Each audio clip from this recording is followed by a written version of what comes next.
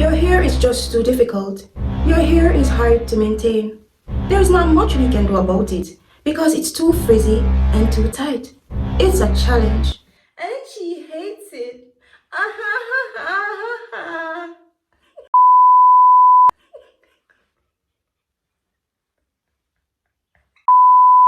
Now, before you cancel me, those were not my words.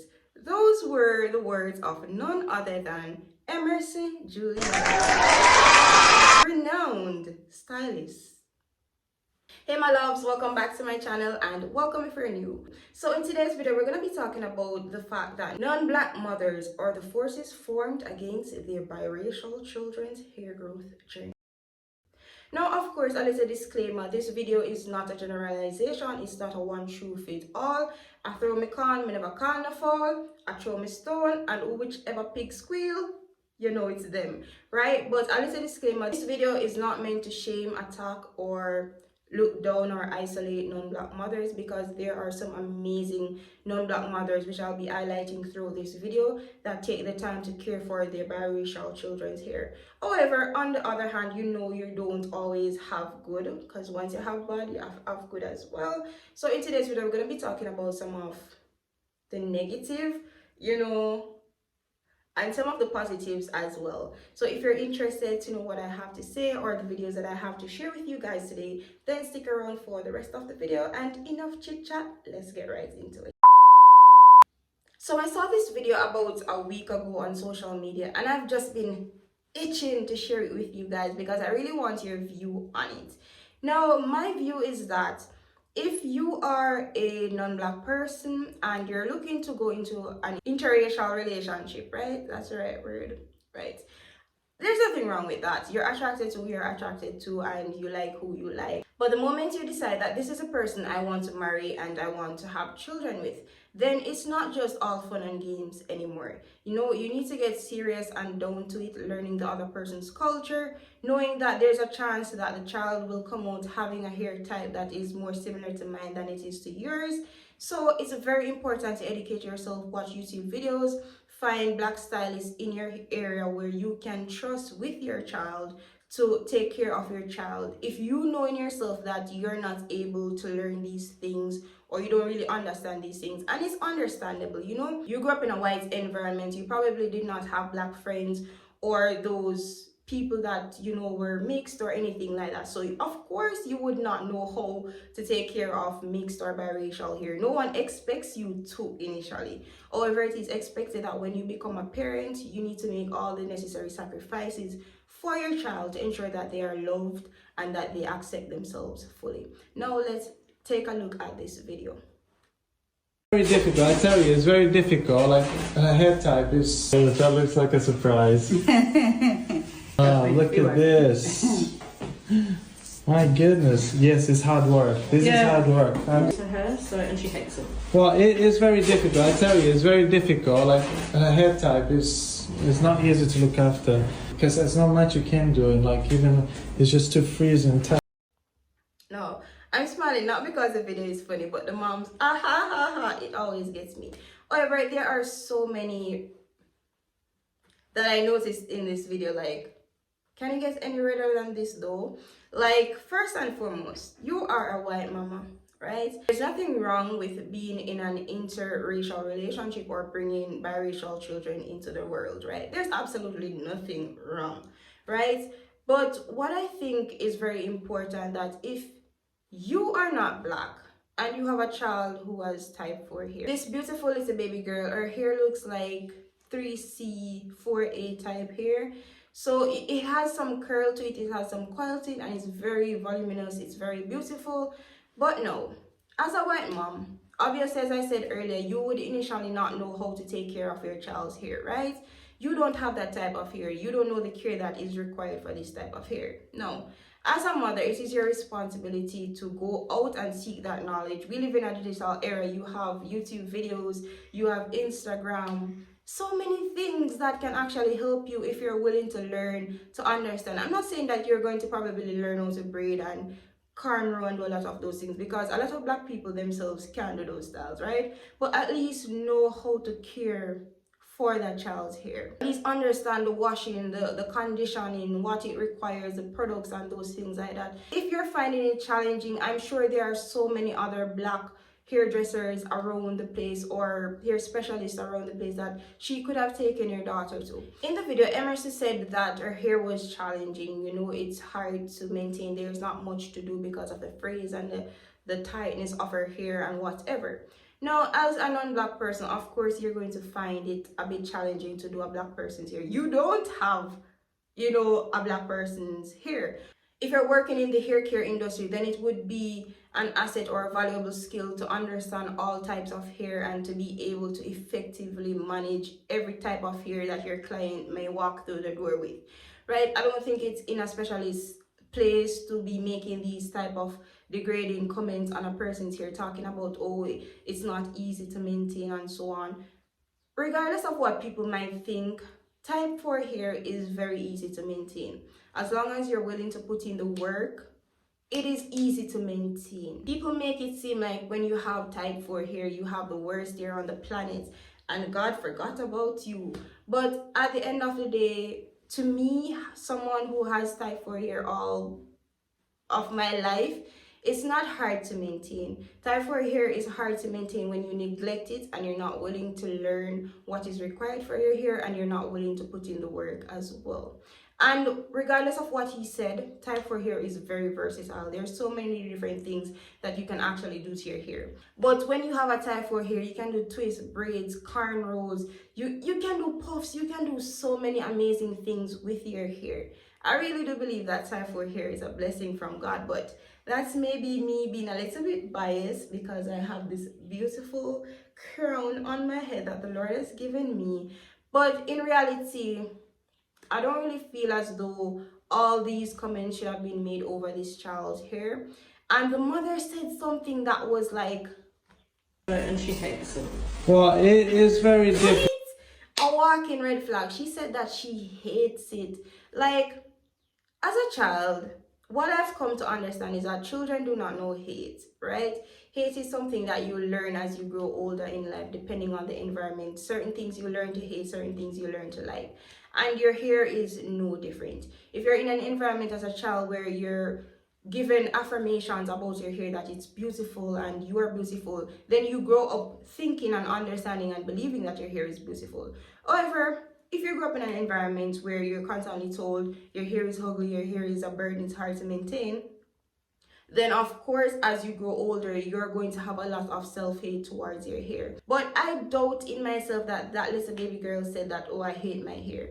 It's probably because of the mother's attitude towards her hair. She herself developed a similar negative attitude towards her hair. Now I went a little bit further to investigate Emerson's TikTok page, and on his page I realized that a lot of persons who come in with curls who look biracial, he likes, I don't know, I don't like the tone that he uses. I don't like the choices of words. Even if he's giving his professional opinion, I don't really like the choices of words, because even with this video, it's titled 11-year-old girl wants to get rid of her curls for good. At the age of 11, I was out climbing trees and playing marbles. I did not had the mindset to be like, oh, I hate my hair, oh, I wish my hair was like this. At the age of 11, we don't really think about certain things. So if your environment is not really like that, then you are not going to be really thinking about this. But if an 11-year-old girl comes in and said, oh, she hates her hair, obviously it's within her environment that hate stemmed from. And he also said, so young and brave. So you're brave because you want to get rid of the curls that you were born with? Look at that. I was going to say that. Curly. Yeah, but like you say, you never know what you're going to get from day to day. We I agree. spent 3 hours. Yes, yes. The amount of money you spend on products. I know, right? This is gonna... Hold up a second. This is going to be a miracle? Like, what is that supposed to mean? I don't want to read too much into things, but like, this is going to be a miracle. Like, what is that supposed to Do mean? nothing less than Really? permanent. Yes? Ready for the change? I'm gonna show it behind your head. Well, look at that. That's crazy. So where do you want me to cut it? From about here?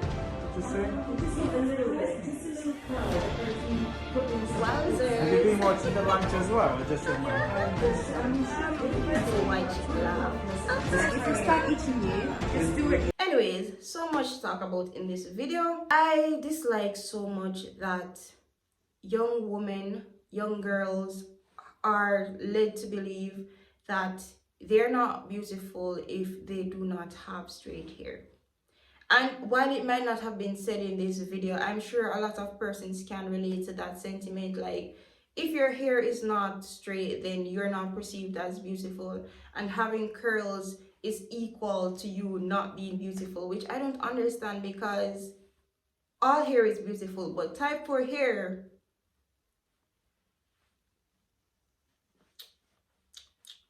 you know, God took a little extra time to form those curls and the bones and the pattern and everything. We just need to pour that love into the younger generation for them to understand that their hair is beautiful just the way it is. It just needs to be cared for and maintained. So I went on Emerson's page, as I had mentioned earlier. I went through some of his videos and I realized that the way he talks about mixed people's hair is a bit different than the way he talks to white people, right?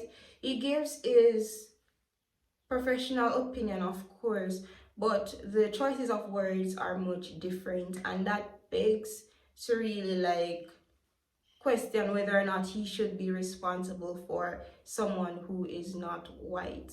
But what I've realized is that none of these females or none of these young women that sit in his chair are adults. They're always children accompanied by their parents. Which begs the question, are the children the one who genuinely wants the curls gone, or is it the parents?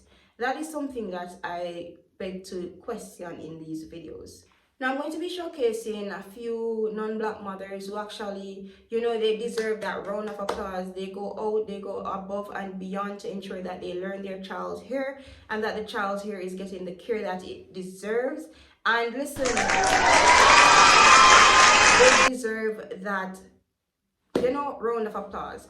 So the first one here that I have is MBA Angel's story on TikTok. So the wife looks Asian and the father is black. So they have a Blasian daughter, and the mother has learned to take care of her daughter's hair and braid her hair. She's braiding it for the first time, and she learned to do so by watching YouTube videos, which I mentioned earlier. If you actually want to learn to do something or you're interested, then you will sacrifice and make the time. And this is a mother that has done just that for her daughter. And I'm sure her daughter will grow up appreciating these moments and remembering these moments that her mother made the sacrifice to learn about her hair and to understand her more. My wife is taking on the challenge of braiding our little Blasian daughters hair for the first time. Today I'm going to try braiding Onyinye's hair. I think it's going to be great if I can plait my daughter's hair by myself.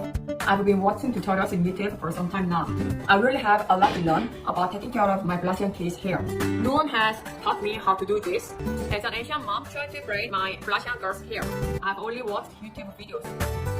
She has a much stronger hair texture. Her hair is a completely African hair texture. So it's really hard for me to care more about it because it becomes extra work for me. Having braids bring out the African identity of our kids. Now finally I finished braiding Onyinye's hair. This was her first time and she did amazing, considering that it's her first time braiding a type 4 hair, and she did amazing. So imagine doing this a few more times. She's going to be a professional. And I'm sure her daughter loves it. It's a great way to protect her daughter's hair while it's growing. This is also another one mixing X colors. So it's a white mom and a black dad, and they have a biracial daughter. And she washes her daughter's hair and takes her to the salon to get it braided. This is a responsible thing to do. She has a mixed daughter. She washes her daughter's hair, blows it out, ensure that it's nice and clean. And she goes to a black hairdresser with her mixed daughter. She did not take her to a white hairdresser who was going to stand there and degrade her daughter, and she was going to and she hates her hair so much. She took her to somebody who understands black hair and would respect black hair. And I'm not saying that there aren't white hairdressers who know how to do black hair. There are plenty of white hairdressers who know how to do that. But you as a mother should not stand there if you decide to take your daughter to a white hairdresser and have that hairdresser degrade your daughter's hair. I would snatch my daughter up so fast and find somebody else who's going to be respectful about it. But you can tell that the mother herself does not like the daughter's hair. But in this case, these mothers, they took the time out to learn their daughter's hair, to understand its needs, and to find people and resources that can help. And this is what I'm talking about. If you're not willing to go above and beyond, then leave people culture alone. That fantasy that people have with a lot of interracial relationships, they need to like wake up from that and realize that going into another culture, it takes a lot of work to maintain a relationship when both cultures are different. And as such, it takes a lot of effort to maintain children who are half of one culture, half of another culture. So again, if you're non-black mothers, please take the time out to learn about your child's hair and the needs. And of course, there are so many other non-black moms that I saw on TikTok as well. I think one that I remember was Bree Powell. She, actually went out to learn about her child's hair, and she's taking good care of her daughter's hair. And I'm telling you, these are the things that are going to make biracial children more confident with themselves, with their hair, more accepting biracial person or a black person, and you decide to go to a white hair salon. The first question to ask is, do you know how to manage my type of hair? That's the first question. Ask some more questions to see where their mind is at, to see how they can go about managing your hair before you decide to sit in that chair and allow them to play in your hair, right? And if not, find somebody of your own color who understands your type of hair, who understands the need of your hair. So again, this is me just giving my opinion on this issue. It's not me trying to bash non-black mothers for not understanding the care of their child's hair. It takes effort, even for black people like me. However, if you're deciding to go into interracial relationship, as I keep saying, I've said that word about 50 times throughout this video, then please take the time out, watch some YouTube videos, Google some things, go to some black hair salons, ask some questions. Find somebody who can help you with your child's hair growth journey so they can grow up loving their curls, loving their hair. So that's pretty much the end of today's video. I do hope that you enjoy this type of video. If you do, leave a comment so I can know and create more videos like this. But until next time, stay cute and bye my loves.